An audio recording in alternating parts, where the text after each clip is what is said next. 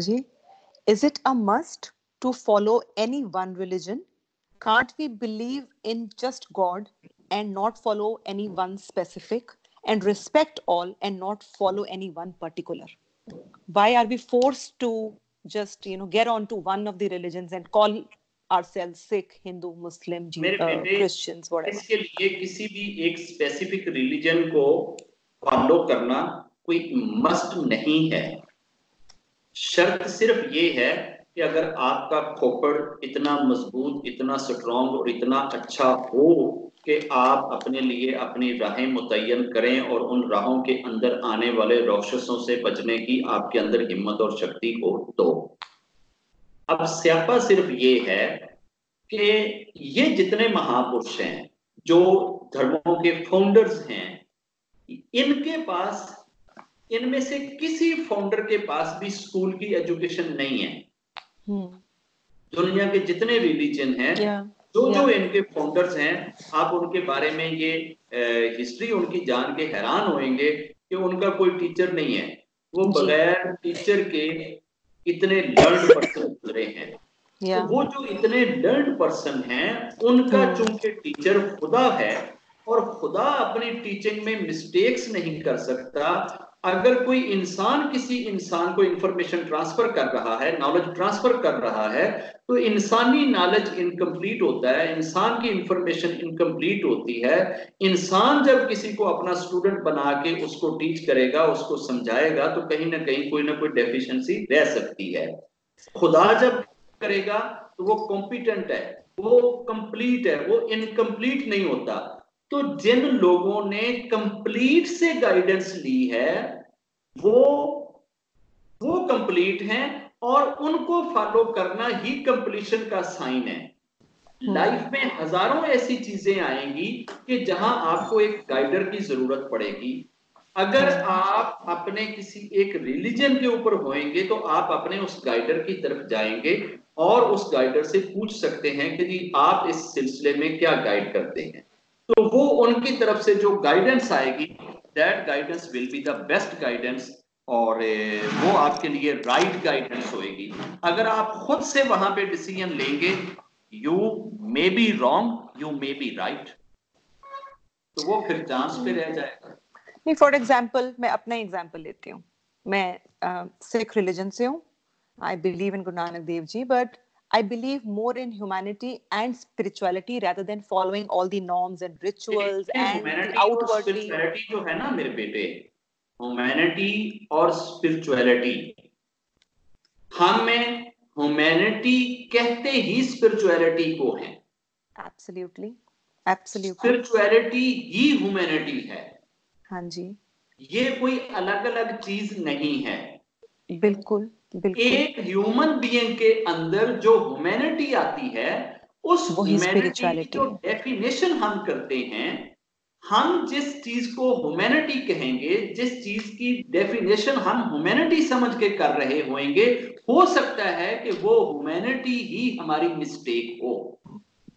अगर हम रिलीजन को फॉलो करेंगे और सिर्फ ह्यूमैनिटी और सिर्फ स्पिरिचुअलिटी का लेबल अपने ऊपर नहीं लगाएंगे, तो फिर उस जगह पे हमें धर्म गाइड करेगा, हमारा वो रिलीजन गाइड करेगा।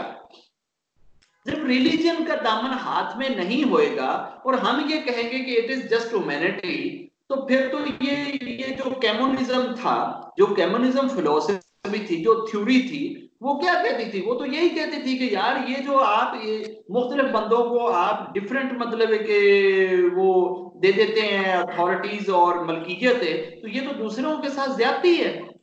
जब एक देश में ये सारी जब नेशन रह रही है, तो सारी की सारी नेशन जो है वो नेशनल रिसोर्सेज की इक्वल पार्टनर होनी चाहिए। भाई अगर देश के अंदर से कहीं से सोना निकलता है तो वो पूरी इनहेबिटेंट्स में बंटना चाहिए, सबको बराबर उसका वो फल मिलना चाहिए। अगर कहीं से गैस निकलती है, कहीं से पेट्रोल निकलता है, कहीं से और कोई मादनियात निकलती हैं, वो सब नेचुरल रिसोर्सेज में आएंगे।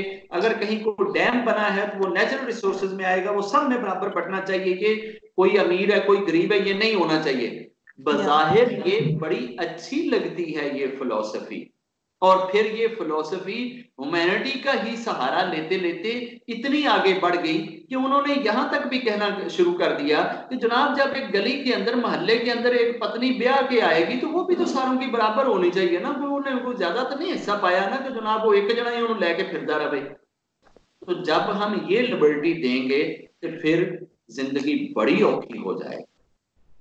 और हो सकता है कि एक ही घंटा होवे रात ਨੂੰ 9 ਤੋਂ 10 वाला ਤੇ ਉਹਦੇ ਵਿੱਚ 10 ਬੰਦੇ ਤਿਆਰ ਹੋਣ, ਉਹ ਕਹਿਣ ਨਹੀਂ जनाब ऐसे घंटे ਮੈਨੂੰ चाहिए, तो फिर लड़ाइयां शुरू हो जाएंगी। और फिर जो इनमें सबसे ताकतवर होएगा गली में वो अकेला ही लेके फिरता रहेगा, और फिर एंड पे तंग आके कहेंगे कि नहीं यार there should be some rules and regulations, some principles, यार ये किसी प्रिंसिपल के तहत होना चाहिए। तो वही प्रिंसिपल तो आपको रिलीजन देता है। रिलीजन आपको ये एक्सपीरियंस करने से पहले प्रिंसिपल देता है, और ह्यूमैनिटी का नाम लेते लेते आप बहुत सारी जगहों पे एक्सपीरियंसेस में पड़ जाएंगे कि यार ये भी एक्सपीरियंस करके देख लो, ये हर्ज की है। और जिन्हां ने पहले अटर्नल गाइडेंस ਲਈ ਹੋਈ ਹੈ ਉਹਨਾਂ ਨੂੰ ਇਹਨਾਂ ਐਕਸਪੀਰੀਅੰਸ ਦੇ ਵਿੱਚ ਪੈਣ ਦੀ ਲੋੜ ਹੀ ਨਹੀਂ ਹੁੰਦੀ, ਉਹ ਪਹਿਲੇ ਤੋਂ ਸੋਲੂਸ਼ਨ ਕੱਢ ਕੇ ਬੈਠੇ ਹੁੰਦੇ ਨੇ ਕਿ ਭਾਜੀ ਇਹ ਚੀਜ਼ गलत ਜੇ। इंसान चूंकि मिस्टेक कर सकता है, इसमें एरर के चांसेस हैं, ये गलत डिसीजन ले सकता है।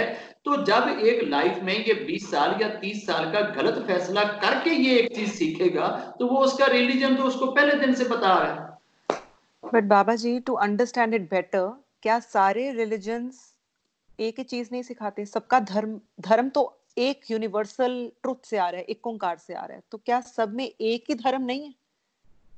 सब एक धर्म नहीं है, सब एक चीज की प्रमोशन करते हैं। सबके रूल्स, रेगुलेशंस, फिलॉसफी एक ही है। ऑब्जेक्ट ये है कि आप खुदा से जुड़ जाएं। उसमें ये है कि आप ये नहीं कह सकते कि Christianity is the only religion कि जिसको आप फॉलो करके आप जो है वो जो है सफल हो गए, ठीक है ना, या Judaism is the only religion या Islam is the only religion. आप ये चीज नहीं कह सकते। लेकिन you have to follow some religion, आप किसी को तो फॉलो करो, ताकि जब आप उसको फॉलो करोगे तो आप उसकी ब्लेसिंग्स, उसके रूल्स और रेगुलेशन और उसके प्रिंसिपल को फॉलो करोगे ना। अगर आप उसको फॉलो ही नहीं करते तो आप किसी जगह पे भी डिट्रैक हो सकते हैं, और वही आपको हेल्प करेगा to become more spiritual and more a better humanitarian also. बिल्कुल ऐसे, because it will help you. जितने रिलीजियस होंगे आप उतने ही स्पिरिचुअल होंगे। Not necessarily Baba ji, but yes I agree. बहुत ऐसे हैं जो सुपर रिलीजियस हैं और स्पिरिचुअलिटी और ह्यूमैनिटी का उनमें एक कतरा भी नहीं है। मेरे बेटे, जो असल रिलीजियस होंगे वही स्पिरिचुअल होंगे, और जो असल स्पिरिचुअल होंगे वही रिलीजियस होंगे। I got you. हमें दोनों के अंदर ब्लैक भेड़े हैं। अब होता ये है कि अगर ये दीवार सारी वाइट है, वाइट दीवार के ऊपर आप काला निशान लगा दें वो भी नजर आएगा, अगर दीवार सारी की सारी काली हो उसके ऊपर आप वाइट निशान लगा दें तो वो भी नजर आएगा। तो दोनों सूरतों के अंदर काली भेड़ें मौजूद हैं। वो सिर्फ नजर इसलिए आते हैं ज्यादा कि वो चूंकि उस पूरी इमेज के अगेंस्ट होते हैं। ओके, इस वजह से हमें ऐसे लगता है। और कोई क्वेश्चन बेटा?